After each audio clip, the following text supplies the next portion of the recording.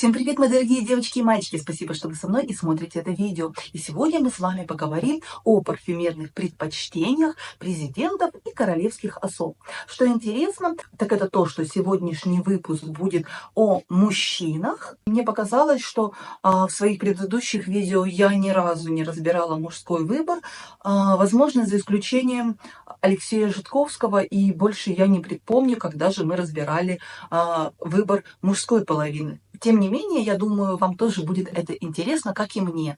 И мы начнем сегодня с президента Франции Эммануэля Макрона. И ни для кого не секрет, это многие знают, что долгие-долгие годы президент остается верным одному парфюму, а именно это Eau Sauvage от Dior.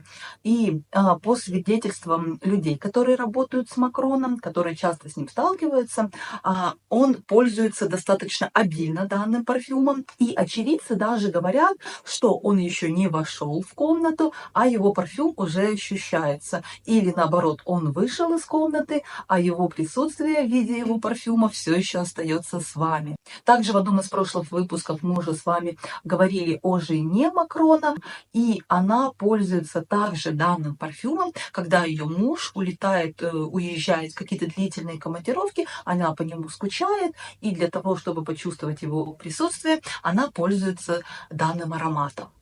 На самом деле парфюм звучит великолепно, очень статусно, дорого, действительно красивый мужской аромат.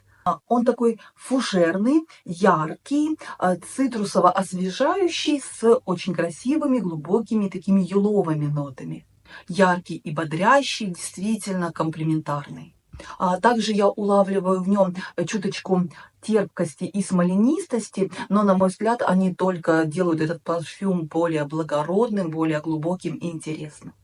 Верхние ноты здесь это петитгрейд, бергамот и цитрон. В средних нотах ветивер, лаванда и гидеон. В базе же мира, дубовый мох и пачули.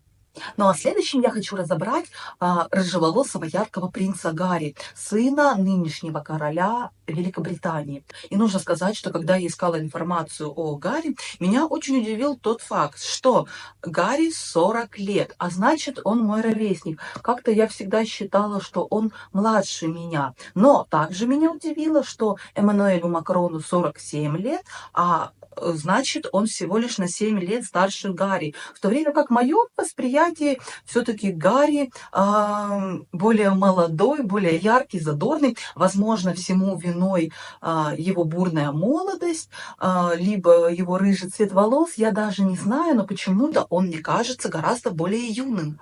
Любимым ароматом принца называют аромат от Давидов Cool Water. Аромат свежий, фужерный, такой морской соленый и очень освежающий. Это уже, как по мне, практически парфюмерная классика, аромат далеко не новинка. И он очень такой универсальный и подходящий практически всем и каждому. И моя к нему ассоциация – это, несомненно, морское побережье, его соленые волны, но также здесь есть и как будто бы нота мужской пены для бритья, аромат какой-то чистоты, свежести, бодрости. Его верхние ноты раскрываются лавандой, мятой, розмарином, морской водой, зелеными нотой, колоном, кориандром. В средних же нотах сандал, нероли, жасмин и герань. В базе же мускус, кедр, дубовый мох, табак и амбра. Очень освежающий, яркий, бодрящий аромат. Выбор принца Гарри. И закончить сегодняшний выпуск я хочу ярким, я бы даже сказала немножко эксцентричным нынешним президентом США Дональдом Трампом. Он, несомненно, у всех на устах, фигура он достаточно оригинальная, неоднозначная, но тут, конечно же, стоит признать, что этот человек уже практически легенда. Он добился высот не только в политической карьере, но и, конечно же, он мега успешный бизнесмен, он построил свою многомиллиардную империю, ему покорился мир бизнеса и политики. Лично мне он кажется чуточку самоуверенным, но с другой стороны, когда человек добивается таких высот, почему бы ему и не быть самоуверенным, имеет полное право. В числе своих бизнесов Дональд имеет парфюмерный бизнес, именно парфюмерную линейку, и так одним из своих любимых парфюмов он называет парфюм собственного производства, а именно это аромат Success Trump. Но мне кажется, что Дональд не тот человек, который будет пользоваться ароматами массового производства, теми ароматами, которые могут купить все и каждый.